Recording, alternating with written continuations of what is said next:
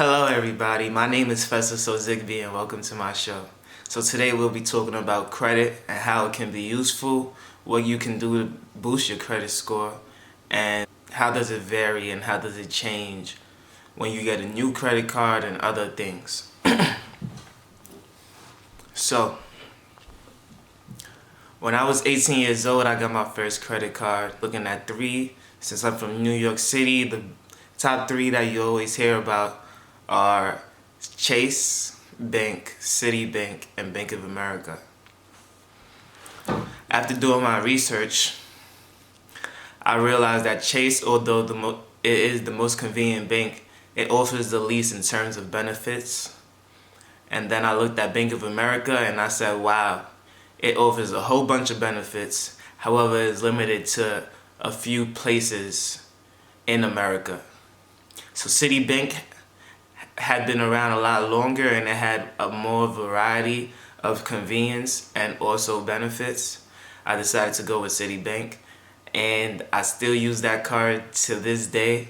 It is my second most used card now because I just got the Apple Card, and the Apple Card does have different unique qualities that I appreciate. Now let's talk about the Citibank card first of all. With Citibank, their credit card allows you to dispute purchases in an instant without having to mail in a letter like Chase Bank or wait long amounts of time in order to receive a response. In fact, when you dispute a charge, it is disputed right away, and then they do their own internal investigation, and then they make that purchase permanent. So they give you the credit back on whatever purchase you disputed, and then after they've done their investigation and found that you did not make that purchase, they give you that credit permanently, and that could take 2 to 3 days. So Citibank is very quick in the way that they approach things, and they're quick to get you, their customer, your money, and that is great. Citibank values their customers, at least the credit card part of the company does, and I had no issues with it whatsoever. One time, this year in 2020, my credit card was down for the first time in 4 years, and they gave me a credit of about $13 to $17 just for the inconvenience of one day. And I appreciated that. Without me asking for it, without me doing anything, they just sent me a credit of $13 to $17. So if somebody was unable to use their card for that day for whatever reason, and they were upset, they were given a credit of whatever amount without even asking for it, right? So that's one of the perks of banking with Citibank. One thing that you need to know is that when you have a credit limit, you need to wait for that statement to process in order to have utilized that credit. So one thing that I used to do, especially for the last 3 years, was I would use the credit card and then I would pay it off right away before the statement came. Now what had happened was my credit score would still be high. It would still be in the high 700s or mid 700s because of the length that I've had the card, which factors into my credit score, as well as the low percentage of what is being utilized. So when the credit card is saying that I've utilized 0% or 1 to 2% every quarter, every month, every year, of course my credit cards are going to be in good standing, and therefore if you don't need credit, the credit is going to be good.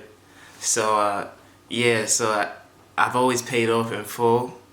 I've never not paid in full, and because of that reason, my credit cards have always been pretty high in terms of points, always in the high 700s. Another thing is that I took out a Best Buy credit card. very early on. So within that same year, when I was 18, I took out a Best Buy credit card.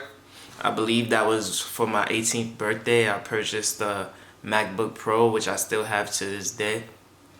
I got the credit card. I used it for the purchase.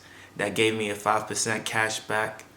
And at the time, it was like, okay, cool. Of course, I paid it off in full. And I never really utilized my Best Buy credit cards like that. So it has a balance that is always been the same. 0% balance, 0% balance. And I'm using my Citibank credit card. Doing that, just having another account open and then having it open for a long period of time allows you to gain more credit. So being in that mid 700s, as I was saying.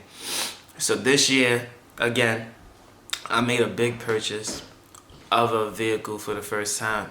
I utilized my Citibank card, my Best Buy card, and I paid off the rest with my debit card.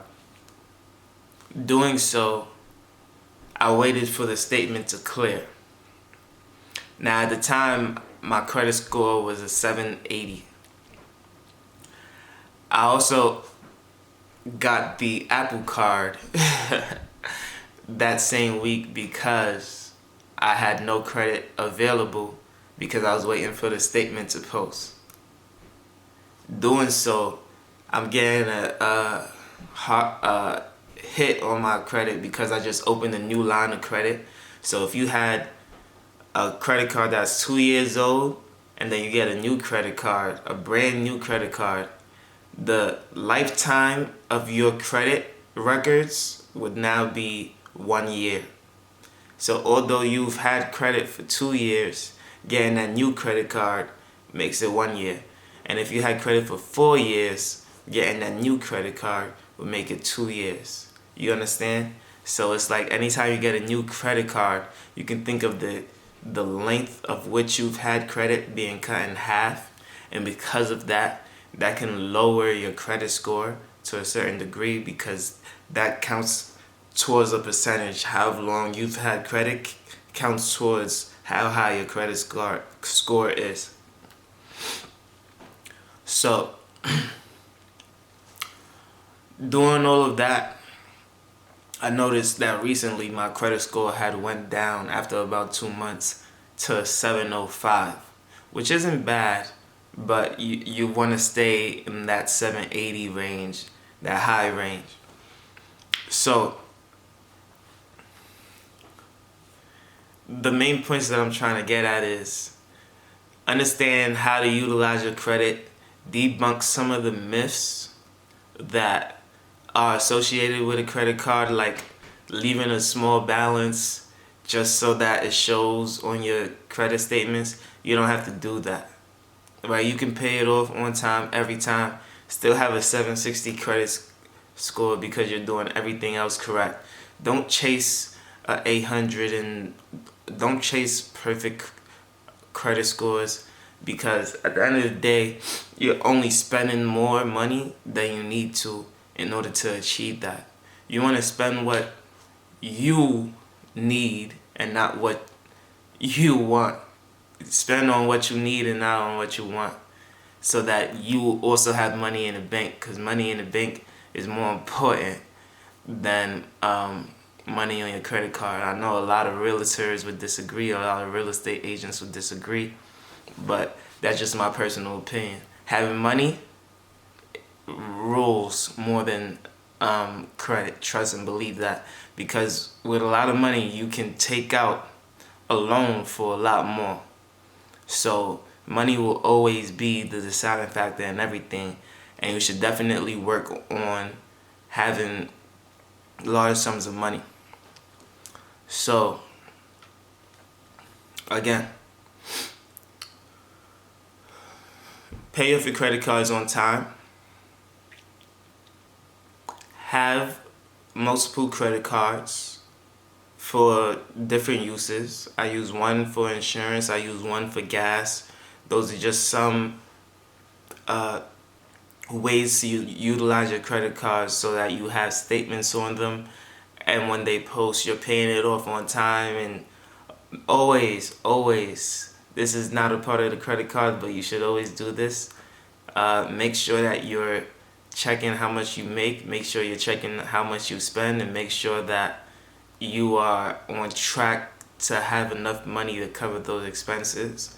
That's very important, and that is a thing that can hinder a lot of people.